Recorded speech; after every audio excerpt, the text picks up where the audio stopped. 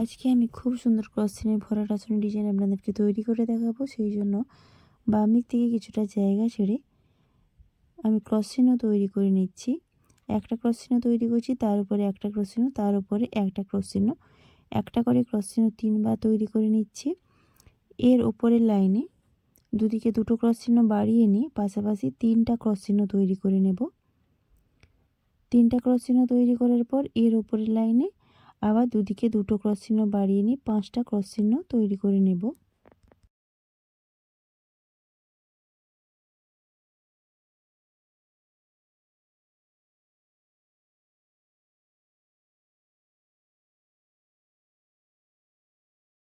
পাঁচটা ক্রস চিহ্ন তৈরি করার পর এখান থেকে একটা ক্রস চিহ্ন ছেড়ে দিয়ে আবার লম্বালম্বি 3টা ক্রস চিহ্ন, তার উপরের লাইনে দুদিকে দুটো ক্রস চিহ্ন বাড়িয়ে নিয়ে আবার 3টা ক্রস চিহ্ন, তারপর আবার দুদিকে দুটো ক্রস চিহ্ন বাড়িয়ে নিয়ে 5টা ক্রস চিহ্ন তৈরি করে নেব। এইভাবে কোনাকুনি আপনারা ডিজাইনটা তৈরি করতে পারেন।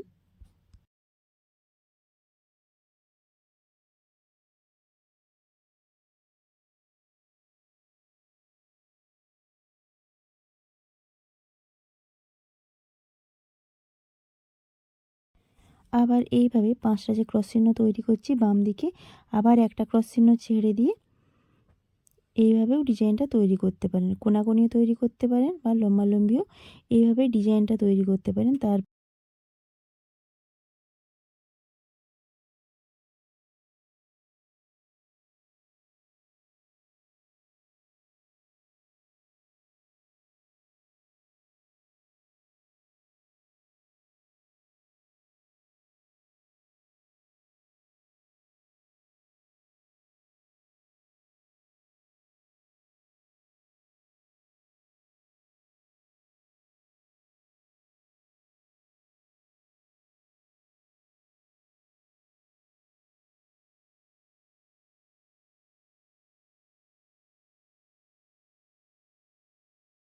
এইভাবে তৈরির পর যখন পাশের ডিজাইন তৈরি করব, তো এখান থেকে 7টা ক্রস চিহ্ন ছেড়ে দেব।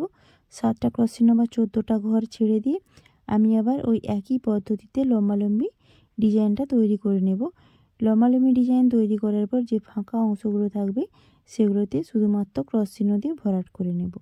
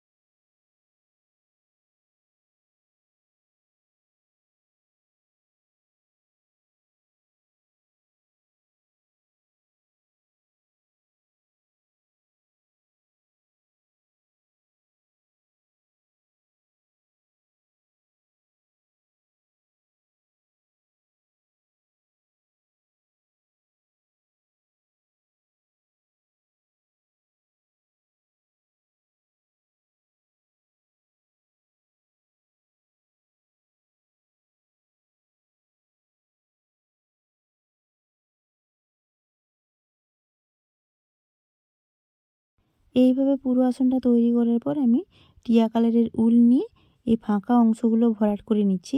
সবুজ কালারের উল দিয়ে ভরানোর পর কিছুটা গাছের মতো আসনটা দেখাবে।